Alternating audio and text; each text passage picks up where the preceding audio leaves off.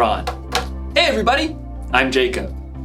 You ever think about what life was like before the remote control was invented? Just imagine, every time you wanted to change the channel, you had to actually get up, walk over to the TV, and change the channel dial. We'll be right back after these messages. Don't touch that dial.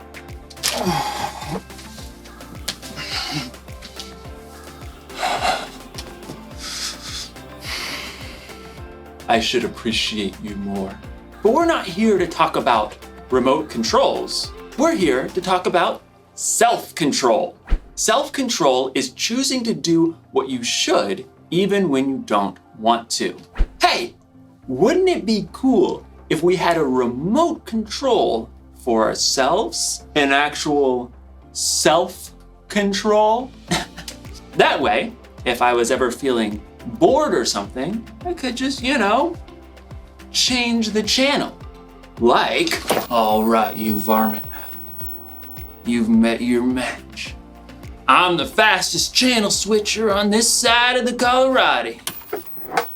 Sure is lonely out in space. Fall back. Fix his target. Pass! Sorry, Miss Ackerman. Dance party!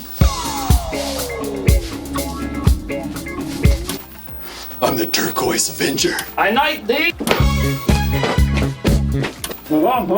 Can't stop dancing! Can't stop dancing! Things are getting out of hand! Scalpel! Whoa! Finally, I had to take the batteries out. That was trouble. In today's story, we'll find out that when you lose control, trouble is exactly what you'll get. We'll be right back. Don't touch that dial.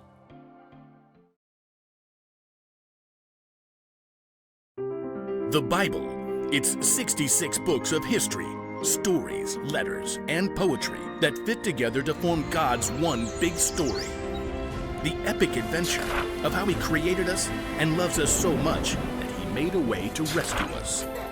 As we travel through the Bible, from Genesis to Revelation, we discover people who met God and found their lives changed forever. Now, for an amazing story, inspired by the book of Proverbs, chapter 25, verse 28. Theo Brickman knew he had the perfect name. He had been building brick creations ever since he could wrap his chubby baby hand around a mega brick. Brick! As Theo grew older, he moved on to brick building kits, but soon his imagination raced ahead of any building kit or building instruction set you could ever buy. I want to build Jupiter, all of Narnia, a ginormous flying pizza. Theo even got a job at a brick building store so he could spend his days surrounded by bricks. So he was overjoyed when he found out that a brick building TV show called Brick Bosses was going to be holding auditions in his town. I'll get on the show for sure. On the day of auditions, several dozen other people showed up along with Theo. He jostled up to the front for a good spot. I bet not one of them can beat me. A tiny lady with iron gray hair eyed him sharply as she addressed the competitors. I am Althea Legoimi, and I shall be judging you on originality, technical skills, and overall conduct. There is a break room if you need a snack or rest, but no food may be eaten here in the brick room. You have 4 hours to build anything you can imagine. Begin! Theo raced to the side of the room where racks and bins holding every kind of brick stood. Hey, you stepped on my foot. You snooze, you lose. Theo shoveled bricks into his bin. I'll build a castle, one with turrets and towers and a wonderful moat filled with shiny brick water. Theo got right to work. Soon, the walls of his fortress began to rise. He designed decorative windows and lofty balconies. Ooh, I should build a dragon to attack my castle. As Theo snapped red and gold bricks together to form his dragon, another competitor looked over. Is that supposed to be a horse? Can't you see I'm not done with it yet, you blockhead? As time ticked on, Theo realized he was hungry. so he decided to take a quick snack break. Just 1 minute. But in the break room, he discovered his favorite treat of all time. Dill pickle and pizza potato chips! Theo downed one whole bag. He desperately wanted another, but the clock was running down. I'll just sneak this back into the brick room with me. Theo finished his dragon between stuffing pizza chips in his mouth. He tried to hide the bag, but when he looked up, he noticed Althea spotting a trail of chip crumbs that he'd left behind. She probably doesn't know that was me. With just a half hour to go, Theo's castle and dragon were nearly complete. I need a wall around the moat. Yeah, with a really cool pattern. So, Theo began snapping together an elaborate wall. But the wall simply would not behave. Gotta treat this piece apart. Pry as he might, Theo could not separate two small plates. Frustrated, Theo hurled the locked pieces across the room. They narrowly missed the head of Althea Legoame, who was examining another competitor's project. She turned her head sharply to look in his direction. I don't think she saw it was me. As the final minutes ticked away, Theo fumbled to finish his wall. Time is up.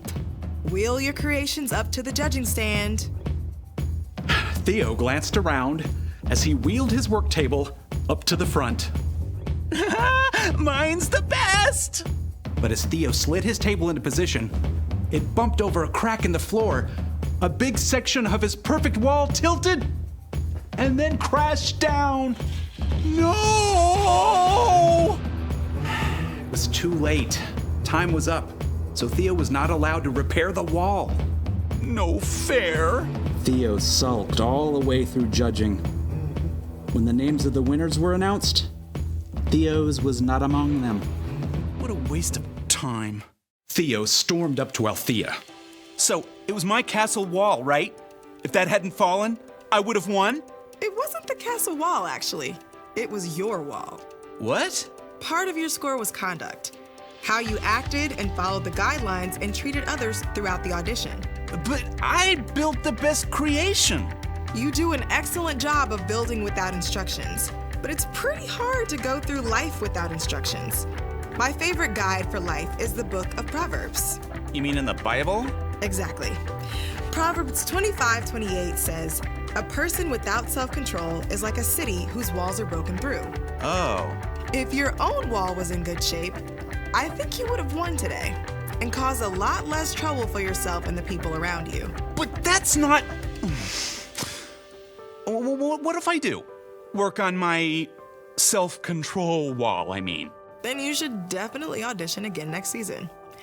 I think you'll have an excellent chance. Thank you. I think. Theo was deeply disappointed not to be chosen for this show, but as he was waiting for the bus to take him home, he downloaded a Bible app and tapped his way to Proverbs. Yep, maybe it was time for some life-building instructions.